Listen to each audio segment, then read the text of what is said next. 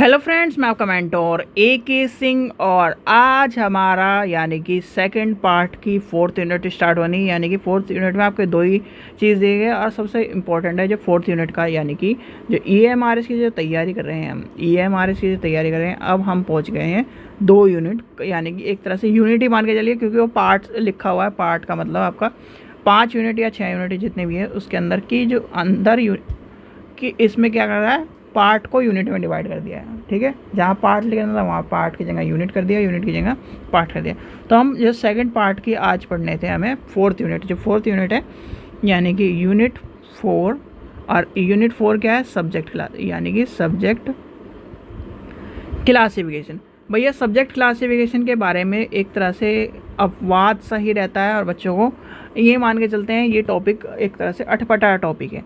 क्यों अटपटा टॉपिक है, क्योंकि मान के चलिए जब सब्जेक्ट क्लासिफिकेशन की बात है और हमें पढ़ना क्या है, प्रिंसिपल्स ऑफ सब्जेक्ट क्लासिफिकेशन, यानी कि सब्जेक्ट क्लासिफिकेशन के बारे में पढ़ना है। अब ये बताओ, जब आप सब्जेक्ट क्लासिफिकेशन की बात करोगे, चलो आपसे मैंने पूछ लिया हिंदी में इसका अनुवाद करेंगे। सब्जेक्ट का मतलब होता है विषय और क्लासिफिकेशन का मतलब क्या होता है बताइए, वर्गीकरण। यानी कि विषय वर्गीकरण के बारे में जब हम बात करेंगे तो विषय वर्गीकरण क्या होता है। भाई देखो, आपने विषय वर्गीकरण की बात कर ली, यानी कि अभी तक हम पढ़ रहे थे जो क्लासिफिकेशन की बात कर रहे थे। सबसे पहले चलो इसे छोड़ दीजिए, सबसे पहले लेके चलते हैं कि इस यानी कि इसके जो सब्जेक्ट क्लासिफिकेशन को एक तरह से ओरिजिन और ये सब चीज़ें कहाँ से मान के चलते हैं। तो सब्जेक्ट क्लासिफिकेशन जो आपका है वो आपका आता है सब्जेक्ट एस से लिख देता हूँ मैं, सब्जेक्ट क्लासिफिकेशन। और सब्जेक्ट क्लासिफिकेशन के कौन है, JD ब्रू, ठीक है, JD ब्राउन। ठीक है, तो ये आपको पता होना चाहिए, JD ब्राउन। ये आपसे पूछा जा सकता है, कभी कभार पूछा जाता है, तो क्योंकि सब्जेक्ट क्लासिफिकेशन इतना मेनली पूछा नहीं जाता। अब सब्जेक्ट क्लासिफिकेशन है क्या, यानी कि subject classification organization knowledge and library material intro. तो यानी एक तरह से ये क्या करता है, अपने आप को और क्लासिफिकेशन से अलग कर सब्जेक्टली फॉर्म करता है। जैसे मान लीजिए कोई इंग्लिश है तो इंग्लिश की फॉर्म में करेगा, कोई मैथ है मैथ के फॉर्म में करेगा, साइंस है साइंस के फॉर्म में। तो यानी कि ये क्या करता है, अपने आप को सब्जेक्टली हैंडल करता है, यानी कि पूरा का पूरा सब्जेक्टली डिफाइन करता है, इसलिए इसको कहा जाता है सब्जेक्ट क्लासिफिकेशन।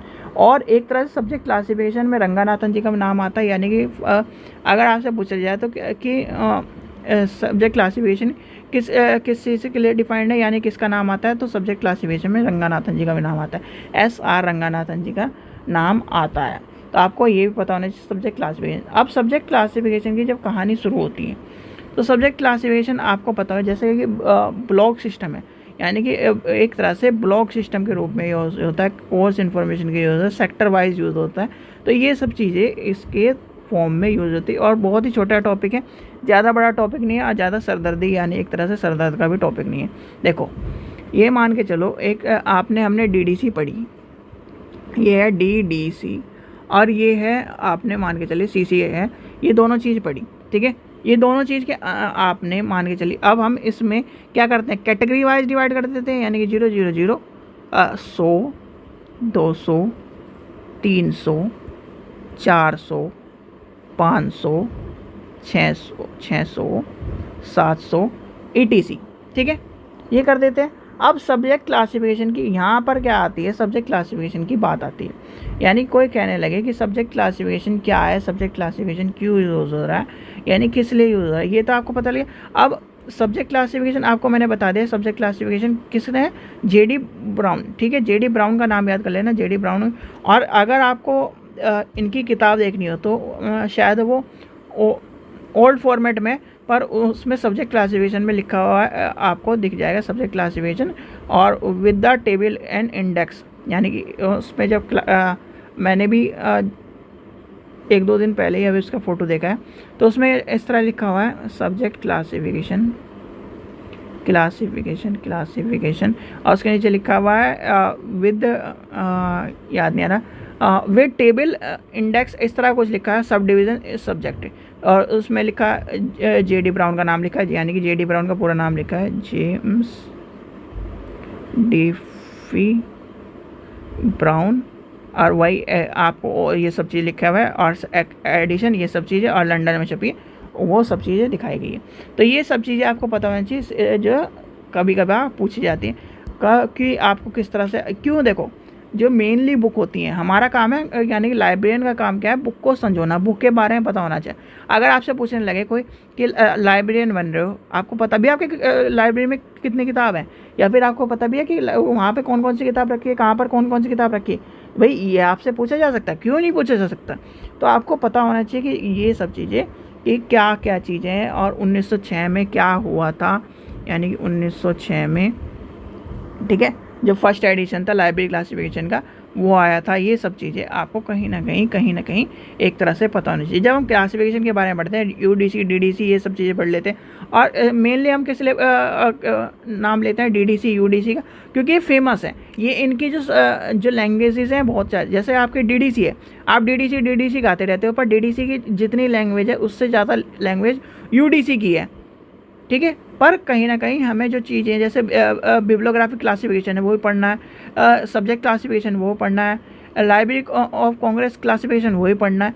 तो ये जो क्लासिफिकेशन है कहीं ना कहीं, जैसे आप मान के चलिए हमारे देश का झंडा हमारे को डिनोट करता है। SR रंगनाथन जी का जो चीज़ है, यानी कि लाइब्रेरी क्लासिफिकेशन, यानी कि सबसे ज़्यादा आपसे जो सब्जेक्ट क्लासिफिकेशन की बात आती है, सब्जेक्ट क्लासिफिकेशन में एक तो ये पूछा जाता है कि बनाया किसने, टाइम क्या था। 1906 आपको मैंने बता दिया कि 1906 में बना था। और ये क्वेश्चन एज इट इज़ आपका ये मान के चल दिया है, अभी कोई सा पेपर हुआ था, ये मुझे भी याद नहीं आ रहा, उसमें पूछा गया था कि सब्जेक्ट क्लासिफिकेशन कब आया। तो सब्जेक्ट क्लासिफिकेशन क्या है 1906 में। मैंने आपको एक चीज़ बताई थी कि देखो आपका डीडीसी से लेकर, यानी कि डीडीसी से लेकर 1933, 34, 35 ये आपको पता होना चाहिए कि यहाँ तक क्लासिफिकेशन सारे के सारे रटे होने चाहिए। क्योंकि क्लासिफिकेशन में जब क्या करता है, जैसे आपसे बीसी पूछ लिया, यानी कि बिब्लियोग्राफिक क्लासिफिकेशन पूछ लिया। अब बिब्लियोग्राफिक क्लासिफिकेशन क्या है किसी को नहीं पता, बहुत सारे बच्चों को नहीं पता। तो बिब्लियोग्राफिक क्लासिफिकेशन के बारे में पता होना चाहिए 1935 है, ठीक है। 1933 में आपका आया सीसी, 1933 के बाद 2 साल बाद आया bibliographic classification. Bibliographic classification subject classification क्या है 1906 में आया।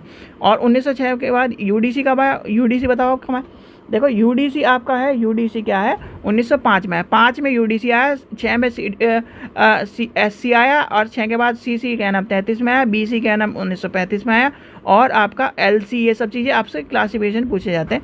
ये क्लासिफिकेशन इतने इंपॉर्टेंट है कि आपको कहीं ना कहीं उस चीज़ का पता होना चाहिए, ठीक है। यहाँ तक आपको सारी चीज़ें समझ में आ गई, कोई दिक्कत परेशानी। अब प्रिंसिपल्स आपके जब आते हैं, जब इसकी बात आएगी क्लासिफिकेशन की, सब्जेक्ट क्लासिफिकेशन की। सब्जेक्ट क्लासिफिकेशन क्या है, सब्जेक्ट क्लासिफिकेशन क्या है, एक तरह से सब्जेक्टली डिवाइड इन क्लासिफिकेशन, यानी कि आपको कोई किसी भी चीज़ में सब्जेक्ट क्लासिफिकेशन क्या करता है, सब्जेक्ट को यानी सब्जेक्टली क्लासिफिकेशन के बारे में लेके चलता है। जैसे सब्जेक्ट क्लासिफिकेशन क्या है, स्कीमिंग ऑफ सब्जेक्ट क्लासिफिकेशन, यानी कि पूरे सब्जेक्ट में डिनोट करता है। जैसे कि आपका मान के चलते हैं, जैसे डीडीसी की कहानी चल रहे थे, डीडीसी में क्या है ये सारे के सारे एक तरह से सब्जेक्ट क्लासिफिकेशन के तौर पे काम करते हैं। वैसे ही आपका सब्जेक्ट क्लासिफिकेशन पूरा का पूरा सब्जेक्ट क्लासिफिकेशन के और पर काम करता है, ठीक है। तो ये आपका एक तरह से ये मान के चलिए कि पूरा का पूरा प्रिंसिपल क्या है, प्रिंसिपल्स उसके हैं कि सब्जेक्ट क्लासिफिकेशन विषय वर्गीकरण, विषय के ऊपर पूरा का पूरा जोर देता है। वर्गीकरण क्या है, विषय के रूप में करता है। ये सारी चीज़ें आ जाएंगी, ठीक है।